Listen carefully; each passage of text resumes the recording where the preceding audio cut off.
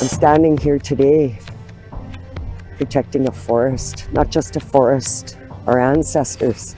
Tonight, despite an injunction against them, land defenders of the LeMay Forest are choosing to stay put.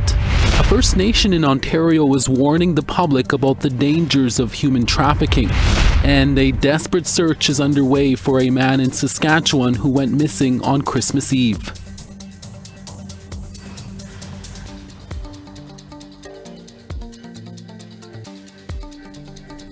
Tanse, good evening. Welcome to APTN National News. Thank you for joining us. An area of undeveloped land on the outskirts of Winnipeg has sparked some controversy over the holiday season. In recent years, the land was purchased by a Toronto company that wants to turn it into a residential area. But it's been used by the Indigenous community for sacred ceremonies for the past four decades. And just last year, there was the discovery of unmarked graves. The owner recently began cutting down trees, prompting some to take action.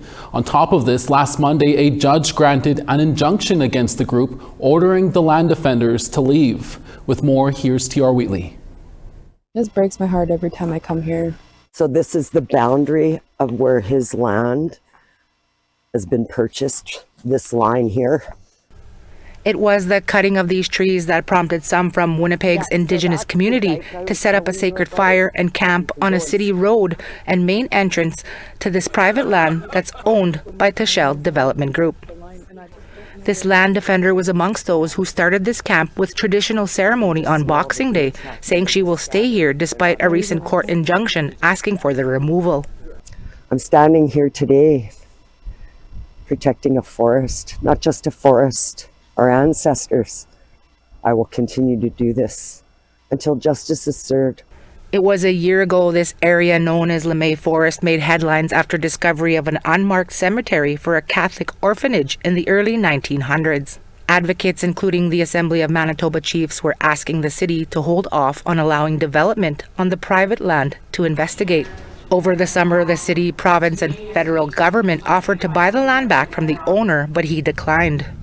He wants to turn the 23 acres into a residential area despite it not currently having any access to services. It's within the St. Norbert suburb of Winnipeg along the Red River, an area also claimed by the Métis.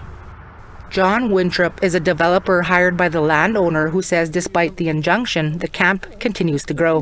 They're aware of the injunction and calling for more people to come down there for security of the site.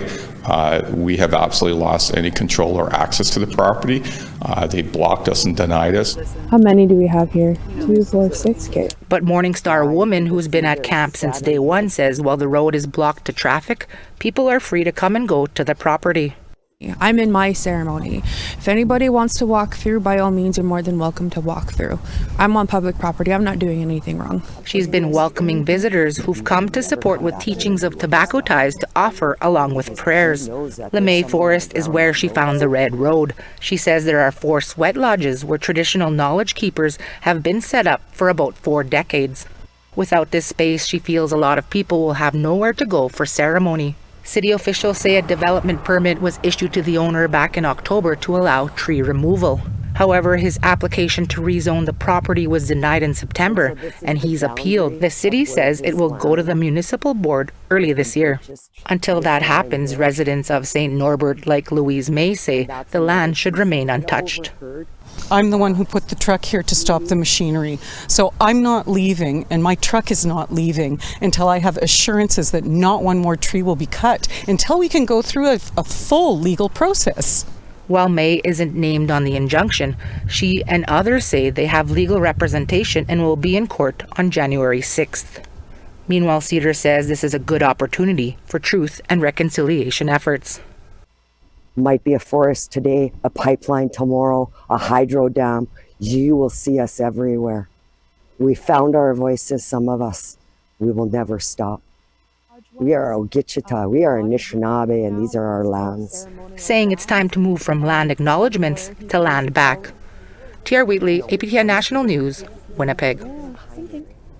Last November, Ignis and Wabigoon Lake Ojibwe First Nation agreed to house Canada's nuclear waste in an underground repository that will be located in Western Ontario. Now, another community says they will be impacted by that repository and has decided to challenge the selection of the site area in court.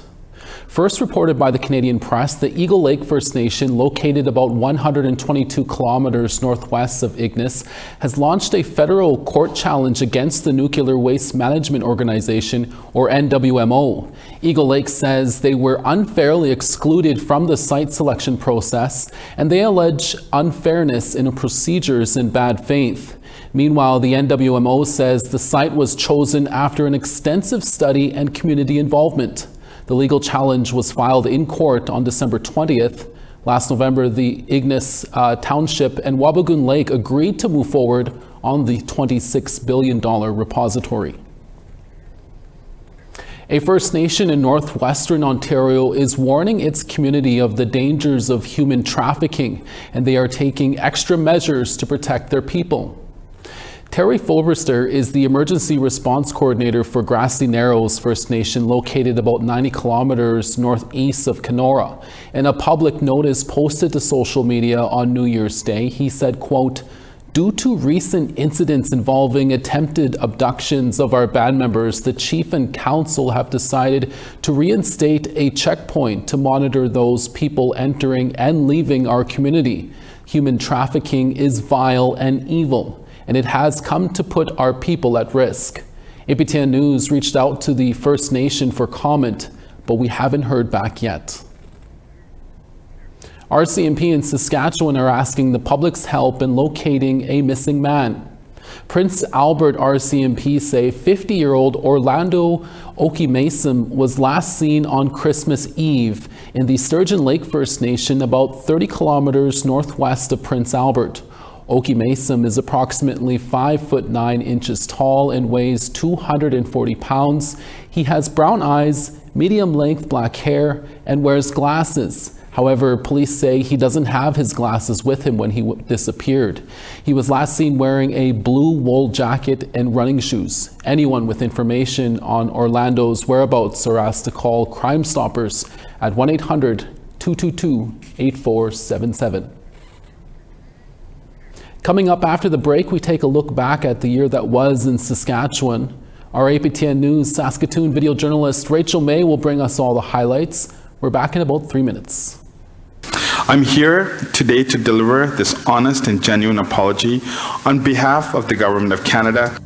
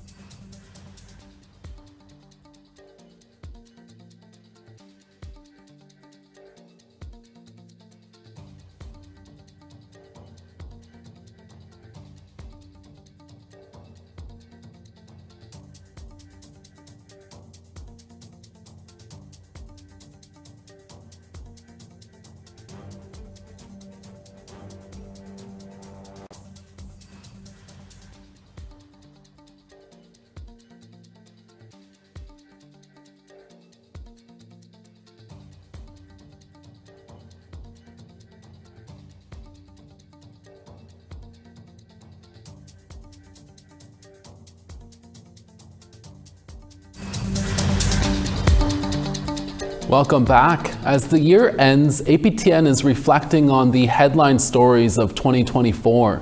In Saskatchewan, it was the inquest into the James Smith Cree Nation tragedy, a historical and long overdue apology from Canada to the Dakota and Lakota First Nations, and Indigenous elders sharing their abuse in Canada's healthcare system. APTN video journalist Rachel May shows us her top stories of 2024. This year started with the inquest into the September 4th, 2022 mass stabbing on James Smith Cree Nation that took the lives of 11 people. The inquest began in Melfort on January 15th, 2024 and concluded on the 31st. It wasn't about blaming anyone. The killer, Miles Sanderson, had died. Instead, its purpose was to provide recommendations to the agencies involved to prevent a similar tragedy from happening again. Over 2 weeks, a jury, family, friends, and attendees heard details of the day's events from the RCMP, Correctional Services Canada, the Public Safety Agency, and James Smith Cree Nation. Joyce Burns, who was attacked and lost her husband, said the inquest gave her insight she didn't have before. This young man that did this crime, where he come from. And it opened my eyes. In the end, the jury made 14 recommendations and the presiding coroner made 15 more. The recommendations included hiring more elders in federal correctional centers, establishing Indigenous policing, and requiring offenders with a domestic violence history to complete programming to break the cycle of abuse before their release. The following month, the inquest into Miles Sanderson's death was held in Saskatoon. From February 26th to March 1st, a jury heard about Miles Sanderson's arrest and death. 3 days after killing 11 people, he led police on a high-speed chase in a stolen vehicle. Police rammed his truck, arrested him, and he died on the spot shortly after. Cocaine toxicity, the police said. Eddie Head, Director of Justice for James Smith Cree Nation, said drugs impact community safety, and this is why First Nations policing is essential. When local security is that they know who belongs to the First Nation, who the membership are, and they know the vehicles that come on and come out during after hours or during working hours. So they're very aware of that, and that's the advantage of security and self-administration policing, is the knowledge of people traffic that come in onto the reserve without the assistance of our security people on our First Nation. But it's limited, but there is still that problem with drugs on our First Nation, but not as bad as it could be if it wasn't the involvement of our security.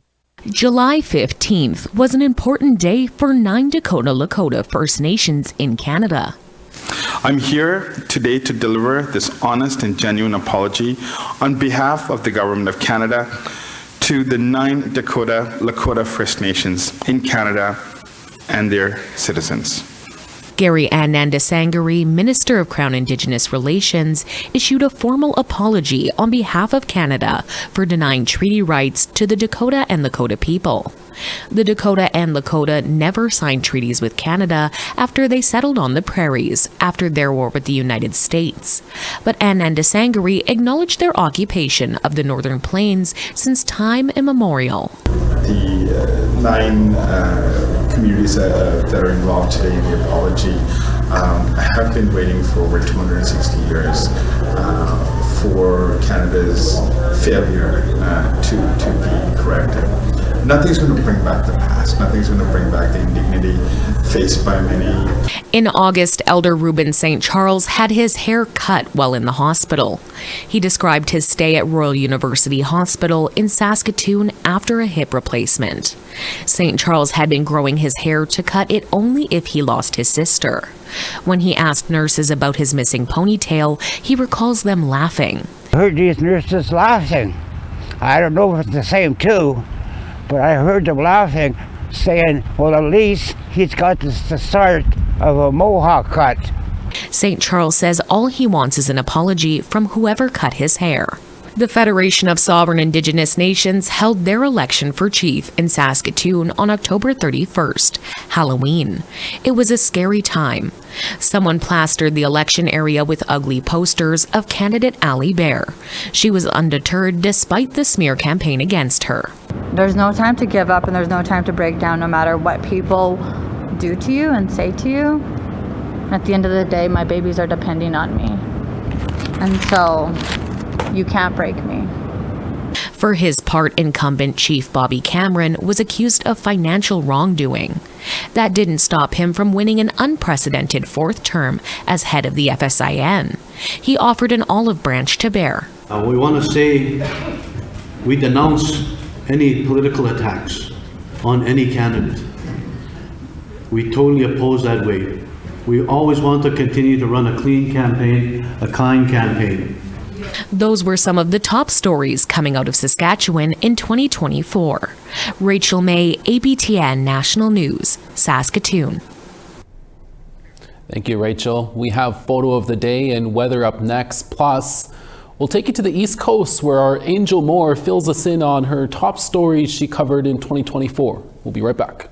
That's very colonial, actually, in the structure.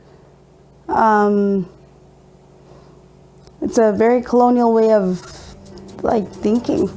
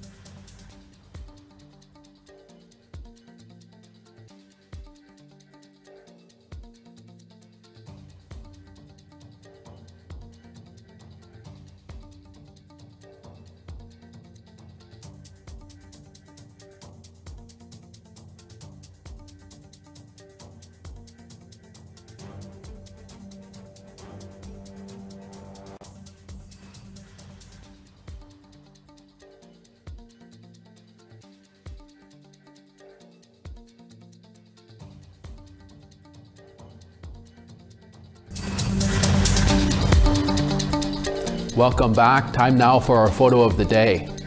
Irene Cook sent in this beautiful night shot of the historic Anglican Church at Stanley Mission in Saskatchewan. The Holy Trinity Church has been a landmark in the area since the 1850s. Been there a few times for some good fishing. Shout out to the Mackenzie family out there. Thanks for sending that picture in, Irene. Send us your photos to share at aptn.ca for your chance to be our next photo of the day. Now let's take a look at tomorrow's weather forecast. Starting on the east, -4, Charlottetown, Fredericton, -8. Nuujauak, -5, La Grande River, -8. Quebec City, -10, Montreal, -11. North Bay minus 13, Sarnia minus 4. Minus 17 in Timmins, Thunder Bay, Sun, and minus 14. Minus 24 in Churchill, Thompson minus 24. Minus 21 in Gimli, Dauphin minus 24. Minus 28 in Yorkton, North Battleford minus 24. Minus 23 in Uranium City, Meadow Lake minus 23. Flurries in Grand Prairie at minus 21, Peace River minus 25. Minus 12 in Medicine Hat, Calgary minus 13. 8 in Vancouver, Kamloops 1. Minus 28 in Fort Nelson, Dees Lake minus 22. Old Crow minus 37, Rock River minus 29. Minus 29 in Fort Simpson, Wrigley minus 32. Minus 28 in Fort McPherson, Colville Lake minus 35. Cambridge Bay minus 28, Chesterfield minus 26. And Resolute minus 28, Arctic Bay minus 30. We take a look back at some of the stories of 2024 in the Atlantic region that made headlines, including a police shooting, a Mi'kmaq mother who could lose Jordan's principal support, and the fallout of fishing for baby eels. Angel Moore reports.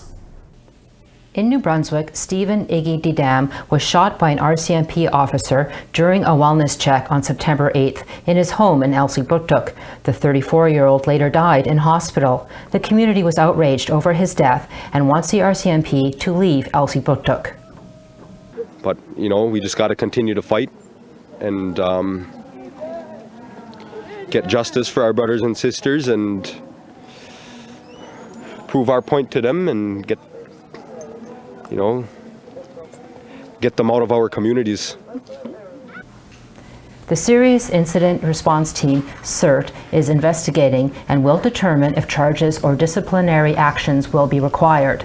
In another unrelated case, CERT concluded that Corporal Andrew Whiteway of the Woodstock, New Brunswick RCMP be charged with aggravated assault for allegedly striking a woman in the face on June 13th. Christina Gillis of the Eskasoni First Nation posted these photos on social media. Right here is caved in. Yeah. And then my nose here is broken. And then over here I have a bone that's still moving around a little bit.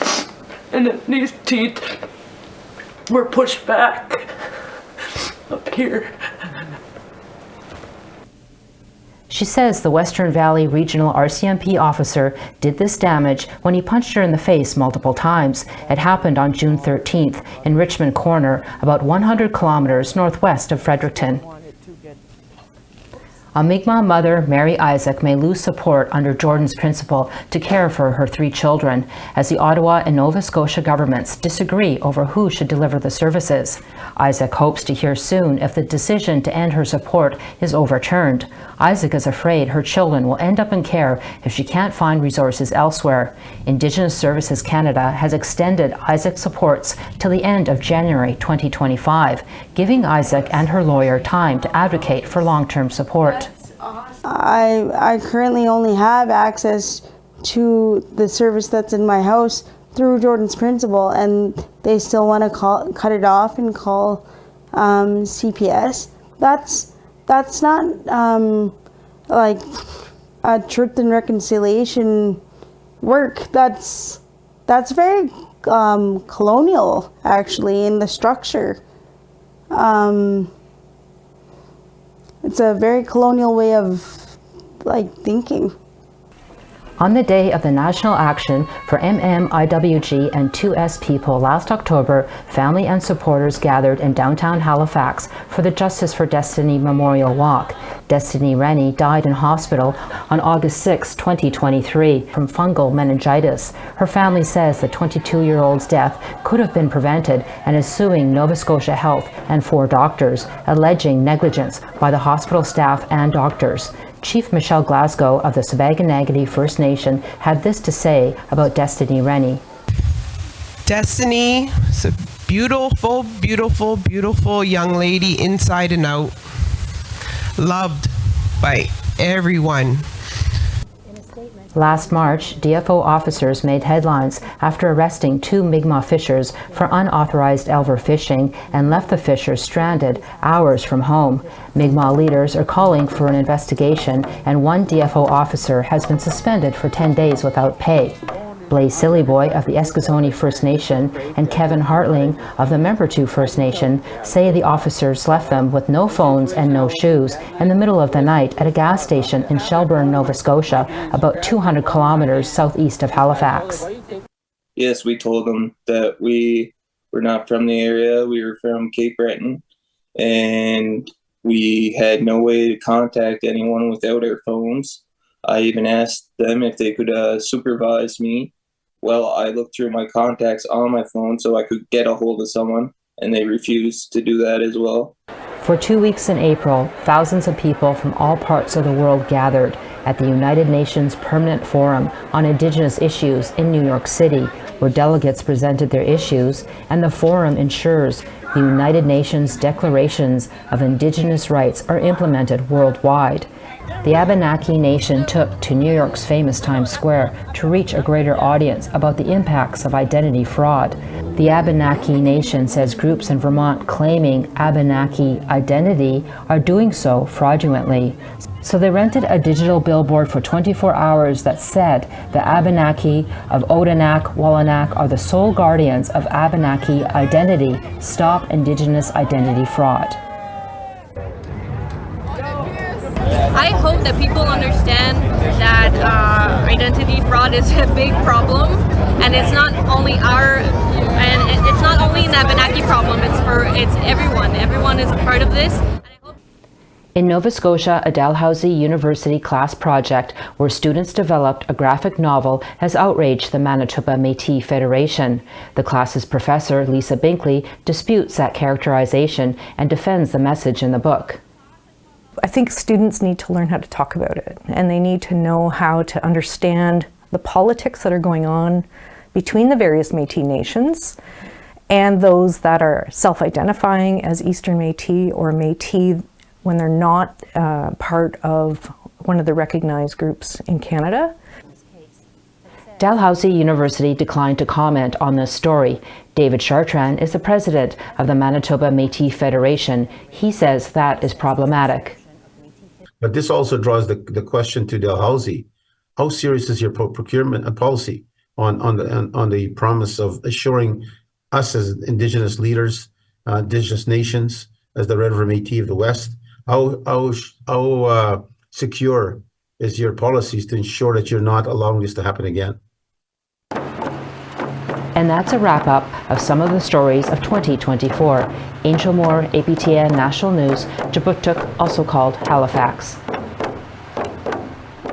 And that's your evening newscast for this Friday, January 3rd. From all of us at APTN National News and from our reporting staff from across the country, hi miigwech masicho. Thank you for watching, and we'll see you again next day.